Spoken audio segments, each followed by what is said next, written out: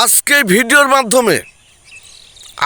এই ভিডিওর মাধ্যমে একটা বার্তা দেওয়া হচ্ছে, যারা এদেশের গণতন্ত্র, সার্বভৌমত্ব, এদেশের উন্নয়ন, এদেশের প্রত্যেকটা মানুষের নিরাপত্তার কথা চিন্তা করেন, তারা হই হুল্লা করবেন না। তারেক রহমানকে এদেশের মানুষ ম্যান্ডেট দিয়ে তাকে সংসদে পাঠিয়েছে।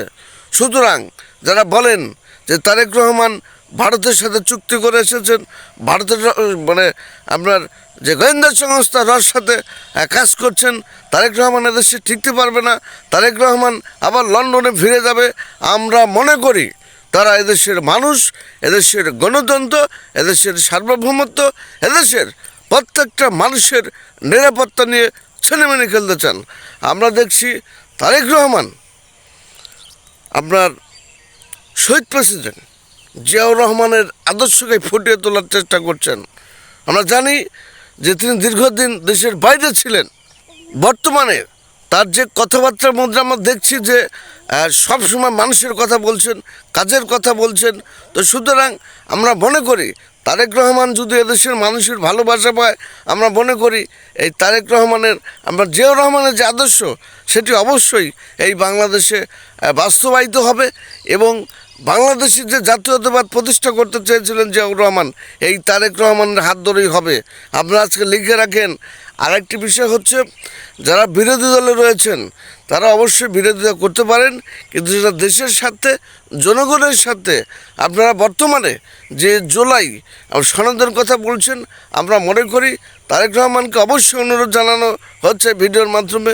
আপনার এই জুলাই অভ্যুত্থানের দুটি যে বিষয় ইম্পর্টেন্ট, সেটা হচ্ছে তত্ত্বাবধায়ক সরকারকে অত্যন্ত মজবুত করতে হবে, এবং আরেকটি হচ্ছে 20 কোটি মানুষকে আপনার সুন্দরভাবে পরিচালনার জন্য আপনার সংসদকে অবশ্যই দ্বিকক্ষ বিশিষ্ট করতে হবে।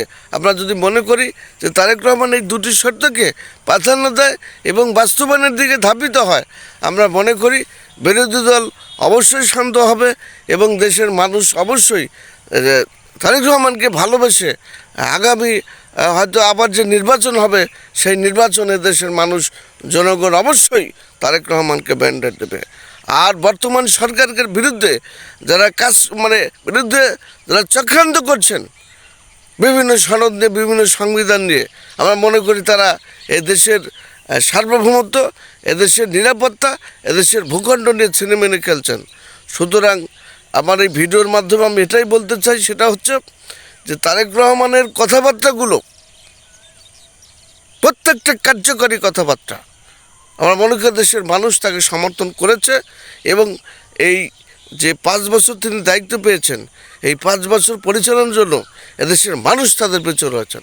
তারেক রহমানকে আরেকটি কথা বলবো, ছাত্রদল হোক আর আপনার যে দলই হোক না কেন, মূলধন হোক, যারা বকাটে, যারা ব্যক্তির স্বার্থকে প্রাধান্য দেবে, তাদেরকে দল থেকে বের করে দেবেন।